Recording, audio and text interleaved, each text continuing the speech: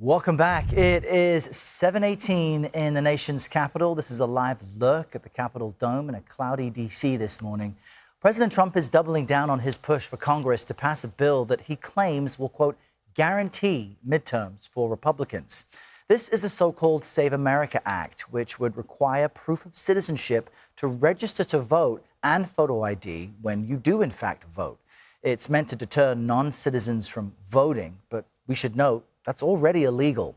Senate Majority Leader John Thune said Tuesday the bill does not have enough support to be passed in the upper chamber. Here's how the president responded yesterday. Well, he's got to be a leader, you know. If he's a leader, he's got to get him. It's the most popular bill I've ever seen put before Congress. Now, some Republicans are calling for an end to the filibuster to force this bill through the Senate. One of those lawmakers is Senator John Thune from Texas. In an op-ed for the New York Post, he reversed his filibuster position. He wrote that he's in favor of ending it in order to pass the Save America Act. And here's some important context. The president has yet to endorse Cornyn or challenger Ken Paxton ahead of a runoff for Cornyn's Senate seat. This is what the senator told CBS News congressional correspondent Caitlin Huey-Burns about his potential endorsement. I would obviously welcome it, but it's the timeline.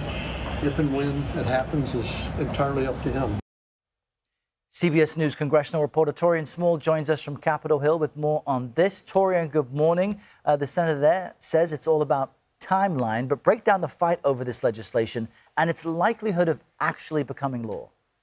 Yeah, Errol, at the root of this is really the mechanism to get this across the finish line. There's just not, as you said there, or pointed to what Thune said there just isn't enough support at changing the Senate rules, changing it from a normal filibuster to a talking filibuster in order for this to get a simple majority for it to make it to the president's desk. And also, I think the likelihood of the implementation of this bill could also be complicated. This is what election law contributor David Becker told us yesterday.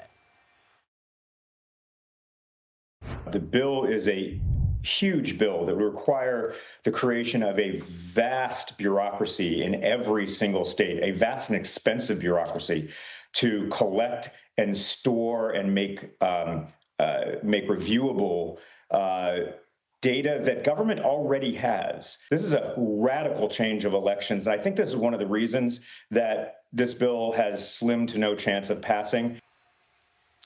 There's also then the caution that a lot of Republicans have about ringing that bell. If this rules change happens, Democrats will likely tap into that if they were to regain majority in the next cycle. And that's something that no Republican wants to see happen, including Cornyn before, which is why this pivot is pretty notable for him.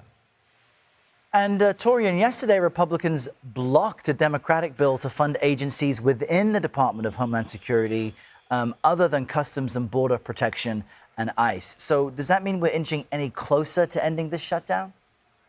It doesn't. And I think part of the reason for that is because, as we saw on the Senate floor yesterday, Senator Pat Murray of Washington State was looking to fund every agency except for ICE and CBP. It was blocked by Leader Thune, who says that Democrats are just looking for a way out. He says that that measure has to be coupled with funding for ICE and DHS. The problem, though, is, as Republicans have been talking about, that this could potentially compromise national security amid this war with Iran. But Democrats are saying, listen, if they want that assurance, then they need to support this. Concurrently, there hasn't been any fruitful conversations between Senate Democrats and the White House, according to sources familiar with negotiations. They're still pretty far apart on a resolution, so that's something that we're watching as this partial shutdown continues, Errol. All right, Taurean Small, live for us on Capitol Hill. Taurean, thanks.